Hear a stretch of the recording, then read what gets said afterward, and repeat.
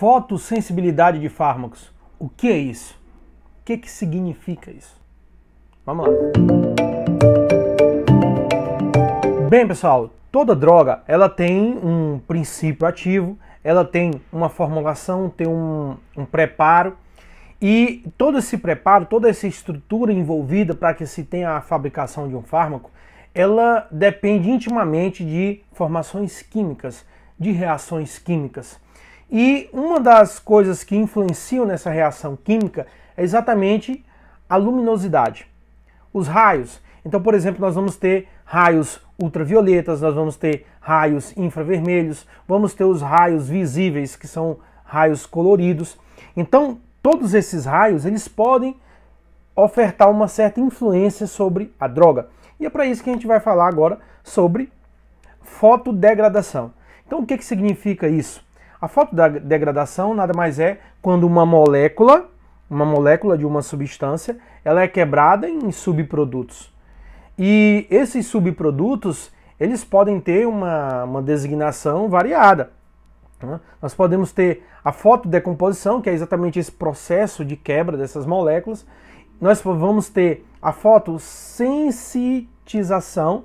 Essa sensitização nada mais é do que uma espécie de doação que ocorre de parte dessa molécula, às vezes até para a outra molécula da droga, que vai sofrer uma ação da luminosidade, ou então a parte da temperatura que influencia na quebra dessa molécula.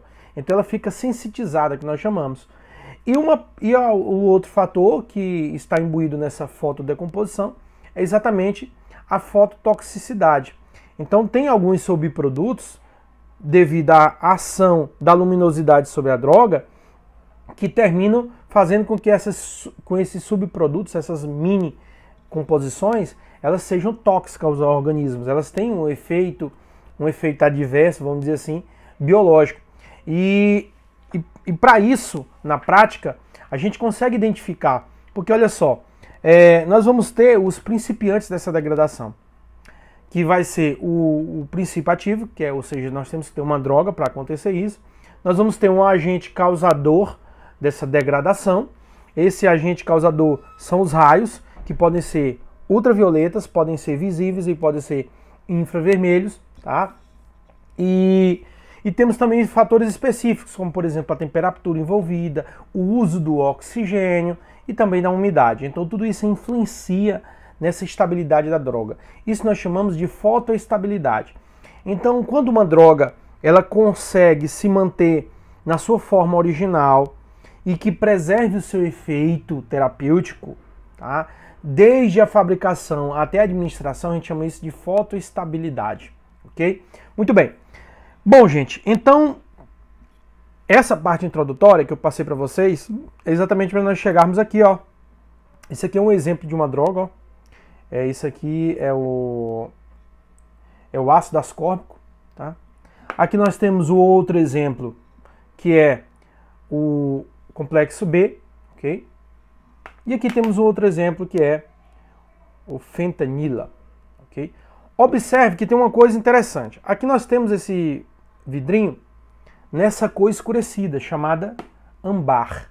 Então, esses invólucros, essas ampolas, esses frascos que vêm com essa cor âmbar, são frascos que identificam uma droga que tem fotossensibilidade, ou seja, se eles ficarem expostos a raios luminosos, eles vão ter quebra das suas moléculas, eles vão ter o seu efeito terapêutico modificado e podem inclusive até formar subprodutos tóxicos, tá? Então, é por isso que ele vem com essa corzinha. Inclusive também a gente tem situações que às vezes você vem com um invólucro, por exemplo, de certas drogas, que você tem que envolver com papel alumínio. Ele vem protegido, tem certos antibióticos, tá, que você tem que de fato fazer essa proteção contra a luz. Tem situações que você tem que usar um equipo de cor âmbar. Então esse equipo vai ajudar a manter essa estabilidade dessa droga.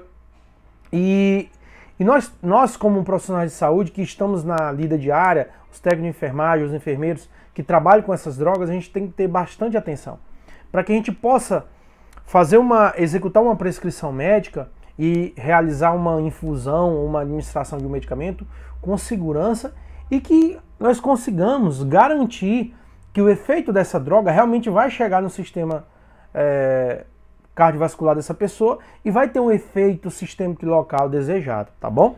Então, baseado nisso, eu queria chamar a atenção de 3 drogas que nós utilizamos bastante no atendimento pré-hospitalar, por exemplo, em UTIs, em pronto-socorros, que são drogas que precisam de proteção no seu invólucro, tá, de armazenamento, durante essa infusão, por exemplo, e também no equipo, tá?